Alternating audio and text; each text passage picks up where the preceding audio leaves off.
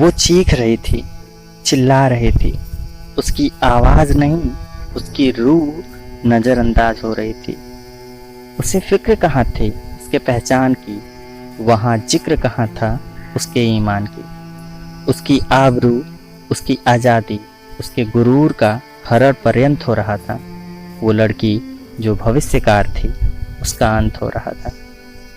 वहाँ भीगी भीगी सी आंसुओं की बरसात हो रही थी, क्योंकि दरिंदों के पंजों में हैवानियत साथ हो रही थी। वहाँ चुप चुप सी, खोई खोई सी अस्मिता की मात हो रही थी, क्योंकि एक जान को बेजान करने की कोशिश पर्याप्त हो रही थी। क्या पलकों पर आए आंसू का सफर जीवन था? शायद हम सोच सकते हैं ये उसका अंत था। वो बच गई। क्यों बच गई? समाज पर अब बोझ बन गई। हिम्मत जुटाकर वो बाहर तो निकली। अरे ये वही है क्या कि कहानी रोज बन गई। उसके दर्द का उसकी किस्मत से षड्यंत्र हो रहा था। वो क्या करती? शायद उसका अंत हो रहा था। बंद कर एक पिंजड़े में उसे सताया जाने लगा।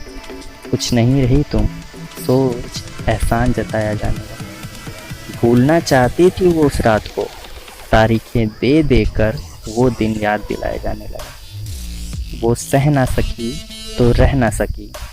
क्या गुनहगार कोई तंत्र हुआ?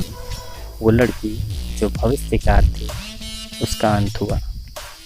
अब पत्थर तोड़ते उसके पिता की हथौड़ी से पक्षपात हो रही थी, क्योंकि एक मूल्यवान कागज की सौगात हो रही थी।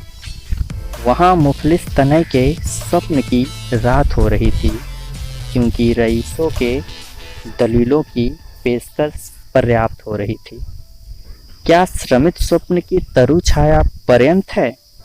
वो ऐसा ही सोच रहे हैं, पर यही अंत है।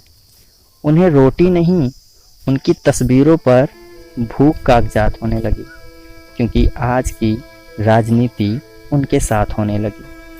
उन गरीबों को तो कुछ नहीं, पर उन्हीं की बात होने लगी, क्योंकि इन्हें देने वाले हर एक की एक जात होने लगी। क्या भूखे पेट सोना, रोना, ऐसे जीना आपका लाया बसंत है? अगर ऐसा है तो हाँ, यही अंत है। अगर ऐसा है तो हाँ, यही अंत है।